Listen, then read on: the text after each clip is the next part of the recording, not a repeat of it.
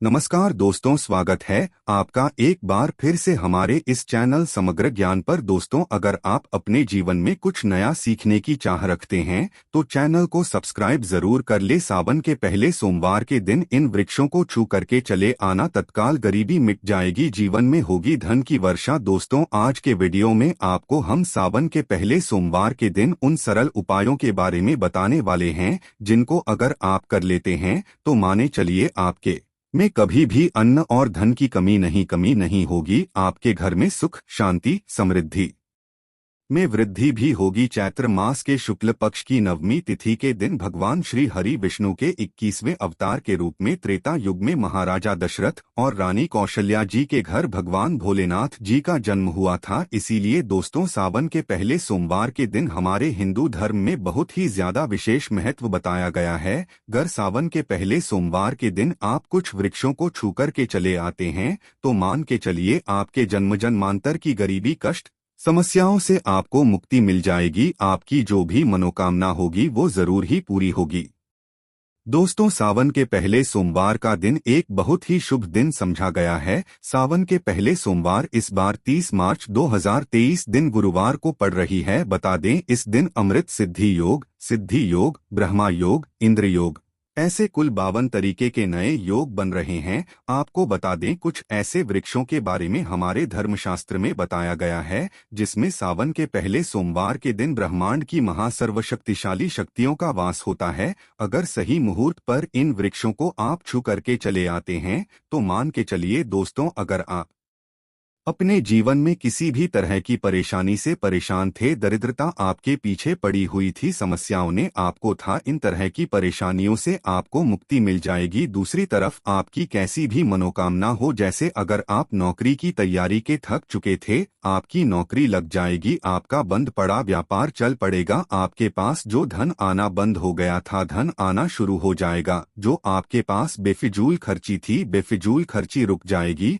और आपके धन में वृद्धि भी होगी। जिस कार्य को भी आप शुरू करेंगे उस कार्य आपको सफलता हासिल होगी। ध्यान रखिएगा दोस्तों, जिन वृक्षों के बारे में हम आपको बताने रहे हैं, धर्मशास्त्र के हिसाब से ये पावन वृक्ष हैं, मतलब कि सिर्फ इन वृक्षों को छू लेने से आपको अपनी हर तरह की समस्याओं से जहां एक तरफ मुक्ति मिलेगी, दूसरी तरफ आपके जीवन में आपकी जो भी होगी वो भगवान भोलेनाथ जी के आशीर्वाद से जरूर ही पूरी हो जाएगी। देखिए दोस्तों, हमारे धर्मशास्त्र में साफ साफ हुआ है कि पेड़ पौधे वनस्पति में भगवानों का वास होता है। इसीलिए पुराने समय के जो लोग होते थे वो सुबह उठते साथ ही पहले तो घर की झाड़ू लगाते थे, फिर घर के पास वाले किसी भी बड़े वृक्ष पर जाकर एक लोटा जलरित कर देते थे, क्योंकि पुराने समय के लोगों को ये बात पता होती थी कि वृक्षों पर देवी देवताओं का वास होता है। देखिए, साइंस भी ये बात कहता है कि पेड़ पौधे वनस्पति फ्री में हमें वायु प्रदान करते हैं, कि बिना हमारा जीवन संभव ही नहीं है।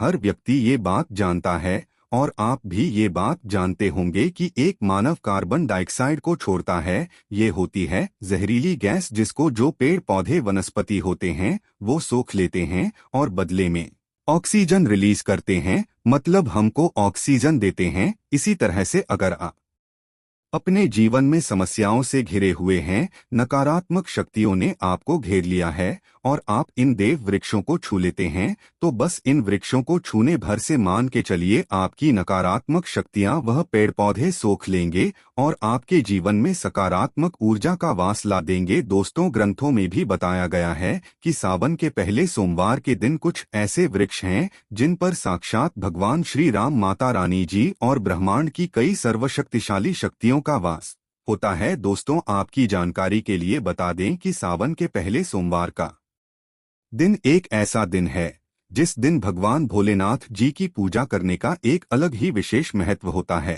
इस दिन माता रानी जी के नवमी स्वरूप सिद्धिदात्री जी की भी पूजा पाठ की जाती है। नवमी का दिन इसलिए भी विशेष हो जाता है क्योंकि भगवान भोलेनाथ माता सिद्धिदात्री जी की पूजा के साथ इस दिन कन्या पूजन भी होता है। कन्या पूजन के बारे में आपको एक बात दोस्तों कहा गया है कि अगर आप नवरात्रि के 9 दिन व्रत रख रहे हैं, पूजा पाठ कर रहे हैं, तो माता रानी जी इससे ज्यादा आपकी कन्या पूजन में खुश होती हैं। मतलब एक तरफ आप व्रत रख लीजिए, पूजा पाठ कर लीजिए और एक तरफ आप अच्छे से कन्या पूजन कर लीजिए। माता रानी जी आपकी कन्या पूजन से प्रसन्न होकर तुरंत ही आपको आशीर्वाद दे देती हैं। इसीलिए सावन के पहले सोमवार का दिन और भी ज्यादा विशेष और महत्वपूर्ण हो जाता है। वीडियो को मिस मत कीजिएगा दोस्तों, क्योंकि यह वीडियो के लिए नहीं आपके पूरे परिवार के लिए बहुत ही ज्यादा लाभदायक हो सकता है। क्योंकि जिन वृक्षों के बारे में हम आपको बताने आ रहे हैं, सिर्फ सावन के पहले सोमवार के दिन इन पर ब्रह्मांड की महा सर्वशक्तिशाली शक्तियों के साथ माता रानी जी का वास होता है। और इन वृक्षों को अगर आपने छू लिया हो, थोड़ी सी पूजा पाठ कर ली, जिसके बारे में वीडियो में हम आपको बताने वाले हैं, तो मान के चलिए दोस्तों, आपके जीवन का हर कष्ट हो जाएगा खत्म और आपके जीवन की हर मनोकामना होगी पूरी। इसलिए अगर आप भी चाहते हैं कि भगवान भोलेनाथ और माता रानी जी के आशीर्वाद से आप अपने जीवन में बहुत ही तरक्की करें, कभी भी आपको अपने जीवन में किसी भी तरह की परेशानी का सामना न करना पड़े, आप जीवन में जिस कार्य को भी शुरू करें उस कार्य में आपको सफलता हासिल हो, तो पूरी सच्ची श्रद्धा और पूरे विश्वास के साथ पहले तो इस वीडियो को लाइक कर दीजिए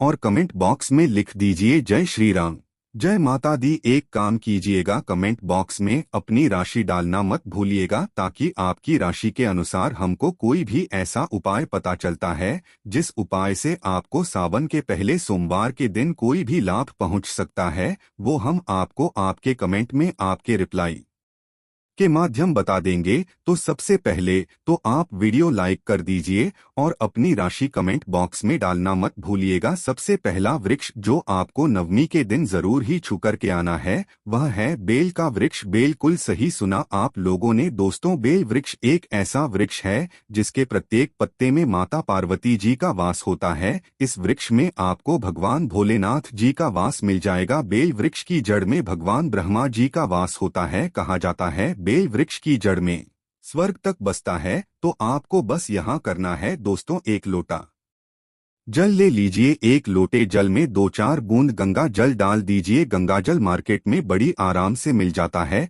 घर के पास वाले किसी भी बेल के पेड़ के पास चले जाएं। आपको एक लोटा जल अर्पित करने बेल वृक्ष को छूना है और अपने घर पर चले आना है। सिर्फ इतना भर अगर आप कर ले हैं तो मान के चलिए पूरे साल आप रोग मुक्त रहेंगे, बीमारियों से आप लोग बचे रहेंगे। और मान लीजिए किसी बीमारी ने आपको जकड़ भी लिया था, धड़ लिया था, उस तरह की बीमारी से आपको मुक्ति मिल जाएगी, क्योंकि यहाँ पर आपको साक्षात महादेव जी का आशीर्वाद मिल रहा है। तो दोस्तों, बेल वृक्ष को छूना मत भूलिएगा। दूसरा वृक्ष जिसको आपको जरूर ही छूना है और भूलना नहीं है, वह है पीपल का वृक्ष। एक बात ध्यान, वृक्षों का राजा बोला जाता है पीपल वृक्ष को। पीपल वृक्ष पर साक्षात भगवान विष्णु और माता लक्ष्मी जी का वास होता है। और पीपल वृक्ष जो है दोस्तों, उसमें भगवान हनुमान जी महाराज भी बचते हैं और इसमें कई तरह के देवी देवताओं का वास होता है। तो आपको बस यह करना है कि सावन के पहले सोमवार के दिन घर के पास वाले किसी भी पीपल वृक्ष पर जाना है। पहले तो आप लोगों को ये सुबह के वक्त करना है। ध्यान की आपको सुबह के वक्त या सूर्यास्त से पहले भी आप ये उपाय कर सकते हैं, लेकिन सुबह के वक्त अगर यह उपाय करते हैं तो बहुत ही अच्छा मन आएगा। लेकिन अगर आपके पास समय नहीं बचता है तो आप सूर्यास्त से पहले मतलब 5-6 बजे तक भी इस उपाय को कर लीजिएगा। पीपल वृक्ष के पास आपको एक दीपक जलाना है। दीपक जलाने के बाद आपको उस पीपल वृक्ष की 3 परिक्रमा है। 3 परिक्रमा करते वक्त आपको भगवान श्री हरि विष्णु जी का बीज मंत्र बोलना है। बीज मंत्र इस तरह से है, नमो भगवते वासुदेवाय नमः। हम फिर से रिपीट कर दे रहा हूं दोस्तों, नमो भगवते वासुदेवाय नमः। पीपल वृक्ष की 3 परिक्रमा लगाते हुए इस बीज मंत्र का जाप कीजिएगा। अब इससे फायदा आपको क्या होगा तो बता दें, आपके राहु केतु जो होते हैं वो भगवान श्री हरि विष्णु जी के हाथ होते हैं। अगर आपने इतना कर दिया तो आपके राहु केतु हमेशा आपका साथ देंगे और अपने जीवन में जिस कार्य को भी शुरू करेंगे उस कार्य में आपको सफलता हासिल होगी। आप अपने जीवन में बहुत ही आगे जाएंगे। और समझा जाता है कि जो व्यक्ति भगवान श्री विष्णु जी का आशीर्वाद हासिल कर लेता है, माता लक्ष्मी जी का भी उसको आशीर्वाद मिलता है और उस व्यक्ति के जीवन में धन खींचा हुआ चला आता है। तीसरा वृक्ष को जरूर ही आपको छूना है सूर्यास्त से पहले, वह है नीम का वृक्ष, बिल्कुल सही सुना आप लोगों ने। एक बात का जरा ध्यान रखिएगा, नवरात्रि के समय नीम के वृक्ष में माता रानी जी के 9 स्वरूप वास करते हैं। कहा जाता है कि के वृक्ष को अगर आप लोग नवरात्रि के दिन या सावन के पहले सोमवार के दिन छू करके चले आते हैं तो इससे आपका घर जो है वो हमेशा सुरक्षित रहता है। मान लीजिए आपने नीम के वृक्ष को छू लिया, आपके लाखों शत्रु आपके खिलाफ खड़े हो, वो आपका कुछ भी नहीं बिगाड़ पाएंगे, क्योंकि यहाँ पर आपको माता रानी जी का साक्षात आशीर्वाद मिल रहा है। आपके घर पर काला जादू, काली विद्या, इन सब का कोई भी असर नहीं होगा। तो आप लोगों को इस बात का विशेष करके ध्यान रखना है कि नीम के वृक्ष को आप लोगों को छूकर आकर घर पर पूजा पाठ कर लेनी है, क्योंकि सावन के पहले सोमवार का दिन है दोस्तों। और आखिरी वृक्ष जिसको आपको छूना ही छूना है वह अशोक का वृक्ष, बिल्कुल सही सुना आप लोगों ने। अशोक के वृक्ष को छूने से पहले इस बात का ध्यान रखिएगा, 1 लोटा आप लोगों को कच्चा दूध लेना है, उसमें हल्दी मिला देनी है, अशोक वृक्ष पर जाइए, इसी लोटे जल को अर्पित कर दीजिए और यहाँ पर इस वृक्ष को आपको छू लेना है। क्योंकि दोस्तों अशोक का वृक्ष एक अकेला ऐसा वृक्ष है जिसमें ब्रह्मांड की सारी शक्तियां वास करती है। एकादशी हो गया, अमावस्या हो गई, पूर्णिमा हो गई, रामनवमी हो गई, इन तरीके के शुभ दिनों पर ब्रह्मांड की सारी शक्तियां इस वृक्ष पर वास करने आती हैं। तो बस दोस्तों आप लोगों से निवेदन है, लाइक करना मत भूलिएगा और कमेंट बॉक्स में जरूर लिख दीजिएगा, जय श्री राम, जय माता दी।